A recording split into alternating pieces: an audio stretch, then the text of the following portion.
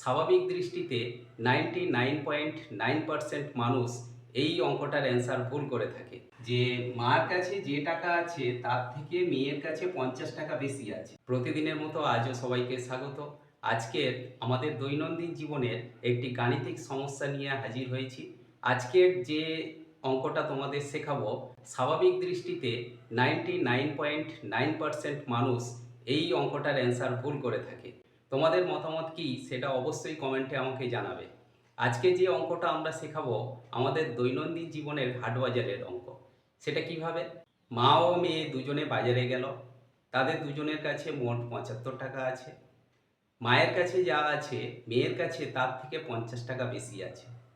স্বাভাবিক দৃষ্টিতে আমাদের মনে হবে যে মার কাছে যা টাকা আছে তার থেকে মেয়ের কাছে 50 টাকা বেশি আছে। তাহলে মেয়ের কাছে 50 টাকা, মার কাছে আছে 25 টাকা।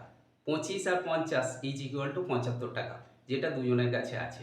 কিন্তু আমাদের প্রশ্ন হচ্ছে মার কাছে কত টাকা আছে এবং মেয়ের কাছে কত টাকা আছে। এসো এই অঙ্কটা সমাধান করার জন্য আমি বোর্ডে তোমাদের ক্যালকুলেট করে দেখাচ্ছি। দেখো, আজকের দৈনন্দিন জীবনের একটি গাণিতিক সমস্যা।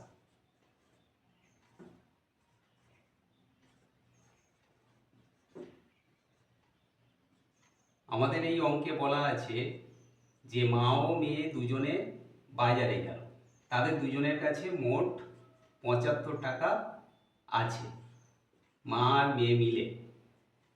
এবারে বলা হয়েছে যে মায়ের কাছে যা আছে মেয়ের কাছে তার থেকে 50 টাকা বেশি আছে। এখন প্রশ্ন হচ্ছে মার কাছে কত টাকা আছে, মেয়ের কাছে কত টাকা আছে।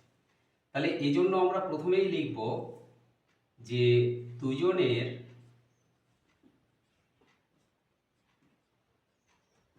মোট টাকা 75।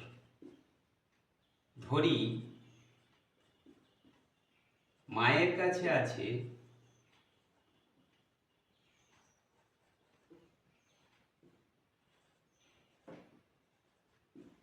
x টাকা।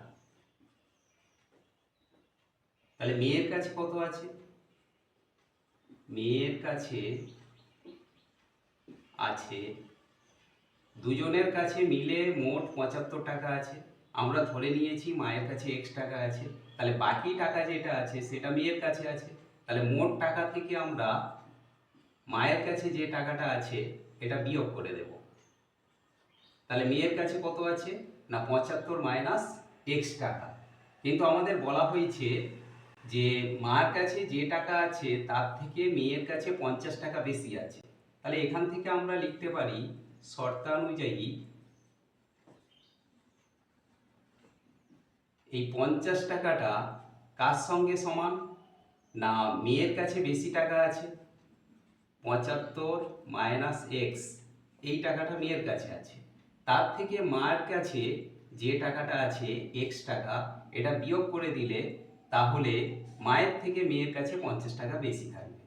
তাহলে এইটা হলো আমাদের সমাধান পদ্ধতি।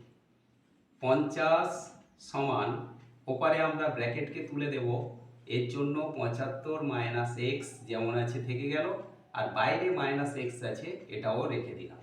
বা এপারে রইল 50 সমান ওপারে 75 মাইনাস এক্স আর মাইনাস এক্স যোগ করলে আমরা এখানে পাবো -2x।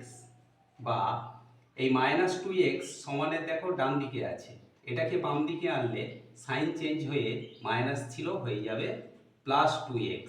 সমান, সমানের ডান দিকে +75 ছিল আমরা রেখে দিলাম, আর সমানের বাঁ দিকে +50 আছে, এই 50টাকে আমরা সমানের ডান দিকে নিয়ে যাচ্ছি, তাহলে সাইন চেঞ্জ হয়ে প্লাস ছিল হয়ে যাবে মাইনাস। বা 2x সমান 75 থেকে 50 বিয়োগ করলে কত হয় 25। বা x সমান তাহলে কত না 25 বাই এই 2টা নিচে আসবে। এবার 25কে আমরা যদি 2 দিয়ে ভাগ করি, 25 2 দিয়ে ভাগ করলে 2 একে 2 আর 5 নামলো 2 দুগুণে 4, বিয়োগ করলে 1 থাকে। এবার পয়েন্ট বসিয়ে এখানে আমরা শূন্য নেব। 5×2 = 10। তাহলে 25কে 2 দিয়ে ভাগ করলে আমরা কত পাচ্ছি না 12.5। তাহলে এখানে আমরা এক্স এর মান পেলাম 12.5 টাকা। এক্স বলতে কে না এক্স বলতে আমরা মায়ের টাকা ধরেছিলাম। তাহলে এখানে আমরা লিখব অতএব দিয়ে মায়ের কাছে আছে কত টাকা না 12.5 টাকা, মানে 12 টাকা 50 পয়সা। তাহলে মেয়ের কাছে কত আছে, মেয়ের কাছে আছে, মেয়ের টাকাটা কত 75 মাইনাস এক্স। তাহলে 75 থেকে আমরা বিয়োগ করে দেব এক্স বলতে 12.5, বিয়োগ করলে এখানে আমরা পাবো 62.5, অর্থাৎ 62 টাকা 50 পয়সা আছে মেয়ের কাছে আর 12.50 টাকা আছে বা 12 টাকা 50 পয়সা আছে মায়ের কাছে।